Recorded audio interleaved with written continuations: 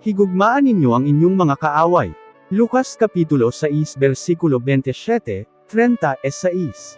Apan kamo nga naminaw kanako, saltihan ko kamo, higugmaan ninyo ang inyong mga kaaway ug buhata ang maayo sa mga nagadumot kaninyo.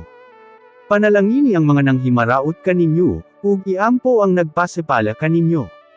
Kon may musag pa sa imong usa ka aping, ipasag pa osab ang pikas. Kon may mokuha sa imong kupo, ihatag. Ug kon kuhaon pa hasta ang imong kamisita, ihatag osab. Hatagi si bisan kinsa nga mangayo, ug kon may mokuha sa imong mga butang ayaw na kinibawia. Buhate sa oba ng buot ninyo nga buhate nila diha kaninyo. Kon ang nahigugma kaninyo maulang ang inyong higugmaon, makadawat baka mo og balos gikan sa Dios. Dili gayod, tungod kay bisan pagani ang mga makasasala nahigugma osab sa mga nahigugma kanila. Ug kon ang mga tawo nga maayo kaninyo maulang ang inyong buhatan ug maayo, makadawat baka mo og balos gikan sa Dios.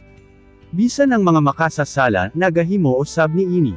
Kon magpahulam kamo sa mga tawo nga nahibaloan ninyo nga makabayad, makadawat baka mo og balos gikan sa Dios.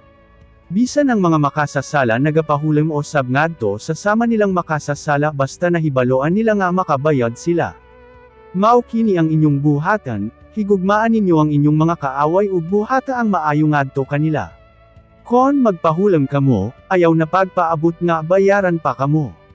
Kon mao kini ang inyong himuon, madawat ninyo ang dako nga balos ug mahimo kamong mga anak sa Dios nga alabaw sa tanan. Tungod kay maayo gayud siya bisan sa mga tawo nga dawtan og walay igabalos. Magmaluluyon kamo sama sa inyong Dios nga Amahan.